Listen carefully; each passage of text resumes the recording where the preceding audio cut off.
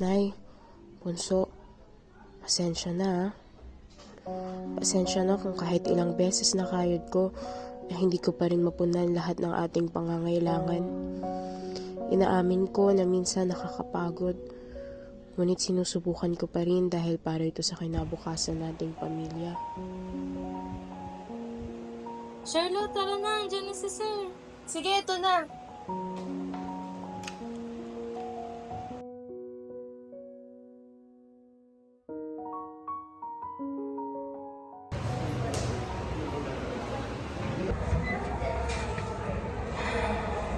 Kailangan ko muna itong itago kila nanay.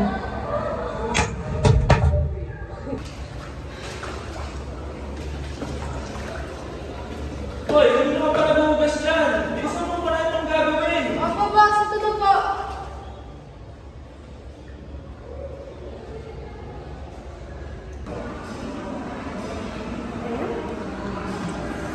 Kung ano pumapasok sa isip ko.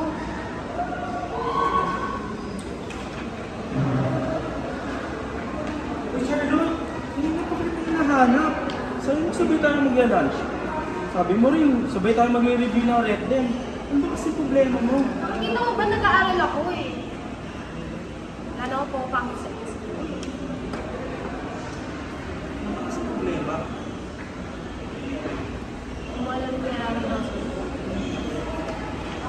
Hindi sabihin mo sa akin ngayon. Ano ba itignan? Sagutan kami ni Mama. Hindi na naiintindihan. Ang dami-dami kong ginagawa. Nagkakahit ako para sa pamilya natin. Dami ko pang ginagawa sa school. Wala akong pangpasok sa utak ko. Dapat di ba huwag ka na gumagda? Gusto mo mag-aral? Sige, tingin ka. Intindihin mo naman kung mama. Hindi ba gano'n naman talaga dapat? Ilang beses na ako nag-iintindi sa nanay ko. Ako pa rin ba hanggang ngayon? Responsibilidad mo bilang isang pangalan, di ba? May responsibilidad din siya bilang nanay ko.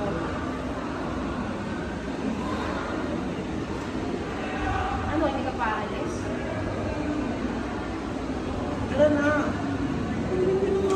Ayaw mo kung sa nag-aalis.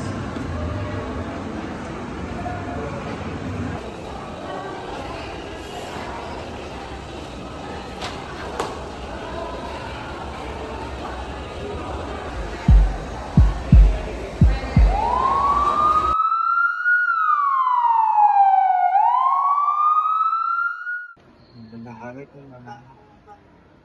Based po sa film dancing na laboratory results po namin, na-find out po namin na sobrang bilis na po yung ng mga cancer cells niya.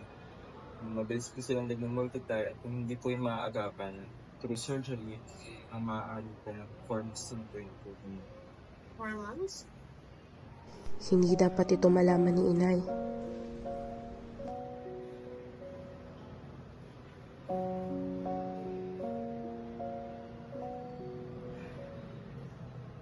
Ma'am, okay lang po kayo?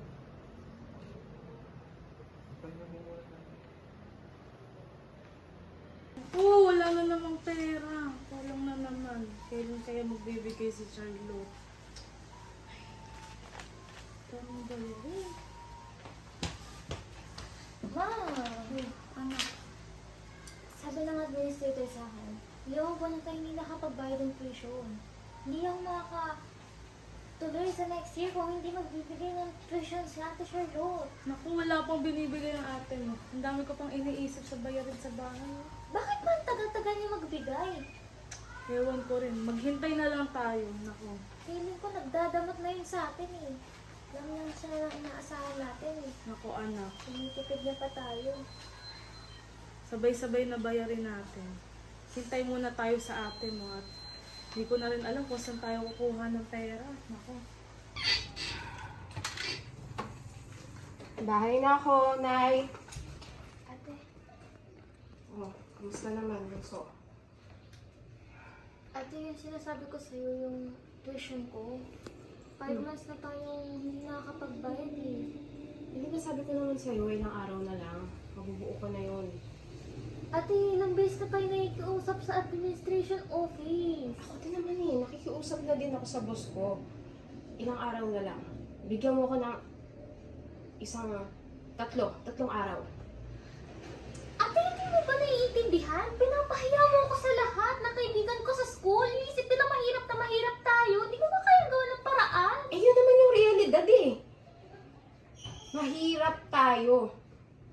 Kailangan nating magsikap para magkaroon tayo ng pera. Ano pang di mo naiintindihan doon? Alam mo ate, sabihin mo na lang kasi sa akin kung may problema ka. Hindi yung naiinggit ka sa akin. Kasi alam ko naman ako nakakapag-aral ako ng maayos. Tapos ikaw, pinili ka na nanay magtrabaho kasi panganay ka, ako ang paborito niya. Bastos ka! Sama kayo ni nanay. Anong problema mo? Ano nga Bakit? ba? Bakit sinasaktan kapatid mo, ha? Tanungin mo yan, hindi ako yung may problema, Nay. Nanghihingi lang yung kapatid mo na kaunti, hindi mo pa mabigay. Ilang beses pa bang hingi ang ihingi niyo sa akin? Ubus na ako, Nay. Onti lang yun, anak. Onti. Anong unti? 5 months na tuition? Nay, lagi na lang ako. Kanino pa ba kami aasa? Ikaw lang naman may trabaho sa atin, di ba? Bakit hindi mo gampanan yung pagiging nanay mo? Ito nga tayo mag-usap. Ha? Ano ba problema mo? Kung binigyan mo na sana kanina, di sana walang away na nangyari. Eh kasi nga, Nay, wala na nga. Wala na akong pera. Wala akong maibibigay. Ano pang gagawin ko? Huwag mo nang itago. Alam kong meron ka pa dyan, ha? Huwag mong pagdamot sa kapatid mo. Future niya yung nandyan eh. Nay, may future din ako. Nag-i-invest din ako sa sarili ko. Bakit hindi mo gampanan yung pagiging nanay mo naman? Lagi na lang ako yung nagbibigay. Ngayon lang ako humingi ng ganito, ha? Ngayon lang? Eh ako nga yung nagbabayad ng tuition ng anak niyo eh. Sinusumbat mo sa akin? Niluwan ko kayo, napakahirap ako para palakihin kayo. Eh Nay, niluhal mo lang naman ako para gamitin ako eh. Para sa pera. Charlotte, sakripisyo ka naman. Responsibilidad mo rin yung kapatid mo. Nay naman, puro sakripisyo. Puro na lang ako. Anak mo rin naman ako ah.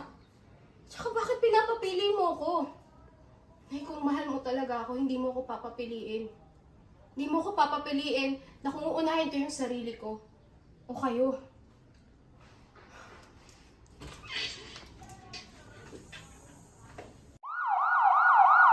Kodlo! Charlotte, anak, gumising ka. Lumaban ka, please. Charlotte.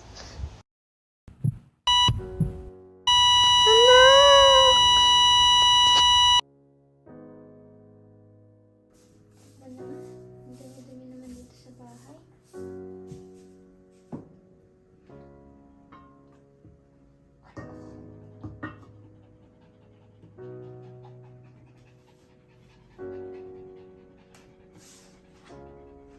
Sulat? Ma! Ma, sulat ni Ate Charlotte! Ma! Ma, gising ka! Ano yun, anak? Hala! Nanay kay Charlotte. Dear nanay. Nay, nalaman kong may malubha akong kasakitan. Hindi ko alam kung paano ko po sasabihin sa inyo dahil ayokong maisip nyo na mahina ako at pabigat ako. Malaking pera ang kinakailangan, Nay. Naamin kong nahihirapan akong magdesisyon kung ano ang uunahin ko. Kayo ba ni Bunso o ako? Sa tagal ng aking ginawang pag-iisip, mas pipiliin ko pa rin ang kapakanan ninyo kaysa sa aking sarili. Ang desisyon ko ay laging para sa ikabubuti ninyo. Gusto ko lang malaman nyo na mahal ko kayo. Alagaan ninyo ang inyong sarili, ha? Hanggang dito na lang, aking minamahal na inay at bunso.